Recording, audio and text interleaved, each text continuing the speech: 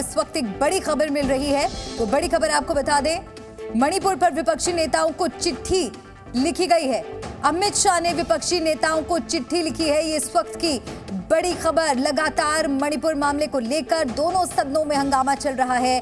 कार्रवाई हर बीतते दिन के साथ स्थगित होती जा रही है।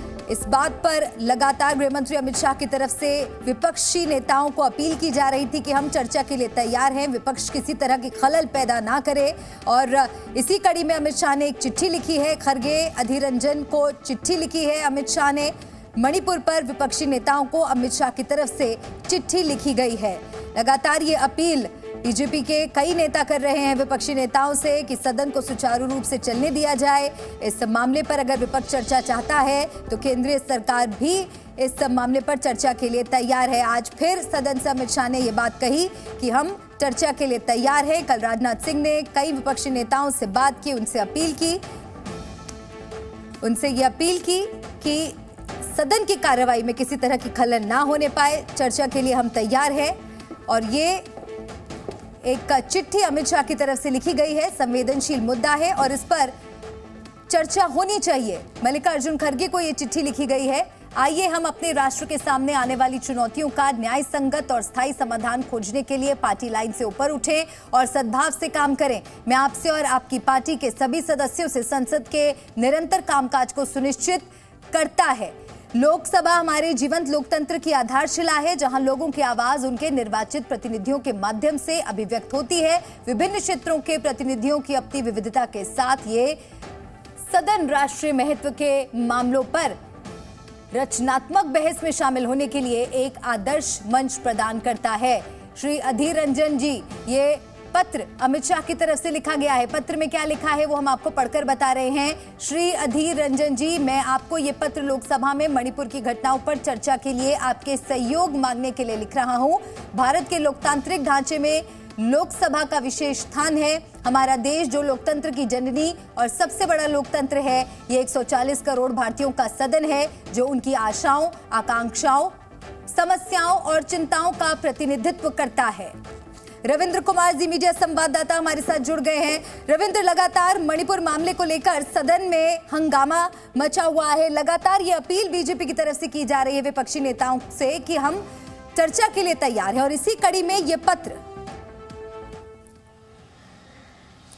बिल्कुल, देखिए गृह मंत्री अमित शाह ने ये दोनों पत्र लोकसभा में जो विपक्ष के नेता के तौर पर मान्यता प्राप्त है, अधीर रंजन चौधरी जो कांग्रेस के नेता हैं उनको भेजा है और आज ही भेजा गया है। उसी तरह से राज्यसभा में जो एलओपी है, नेता विपक्ष है मल्लिकार्जुन खरगे जो कांग्रेस राष्ट्रीय अध्यक्ष भी हैं, उनको भेजा गया है। और इसमें साफ तौर पर अपील की गई है कि मणिपुर भारत का एक अभिन्न अंग है, एक महत्वपूर्ण राज्य है और वहाँ पर शांति स्थापित करना हम सबका फर्ज है। वहाँ पर पिछले 6 साल से बीजेपी की सरकार है और लगातार वहाँ प्रगति कर रहा है। पिछले कुछ दिनों पहले जो भी घटनाएं घटी है उस पर विस्तृत चर्चा होनी चाहिए और चर्चा में सबकी सहभागिता हो, इस तरह से अपील की है चर्चा के लिए। और आपने देखा कि जब कोऑपरेटिव अमेंडमेंट बिल पास हो रहा था उस समय भी गृह मंत्री ने लोकसभा में सभी विपक्षी नेताओं से अपील की कि जितनी भी लंबी चर्चा आप चाहते हैं सरकार उसके लिए तैयार है, हम उसका जवाब देंगे, लेकिन आप चर्चा करिए, आप टेबल पर आइए। तो कहीं ना कहीं सरकार अपनी तरफ से पूरी कोशिश कर रही है कि विपक्ष चर्चा करे, चर्चा से भागे नहीं। और इसी कड़ी में देखिए कि गृह मंत्री ने दोनों सदनों के जो नेता हैं अपोजिशन के उनको पत्र लिखकर ये एक गुजारिश की है कि चर्चा में भाग लीजिए, शांतिपूर्वक चर्चा हो और मणिपुर की समस्या के जो भी आपके दिमाग में जो भी आपको लगता है कि समस्या का समाधान होने चाहिए वो सरकार के समक्ष रखिए। सदन के जरिए हम उस जो आप निदान दे रहे हैं उसका जरूर पालन करेंगे। तो कहीं ना कहीं सरकार अपनी तरफ से कोशिश करी कि डेडलॉक टूटे, लेकिन विपक्ष का रुख अभी भी वही है।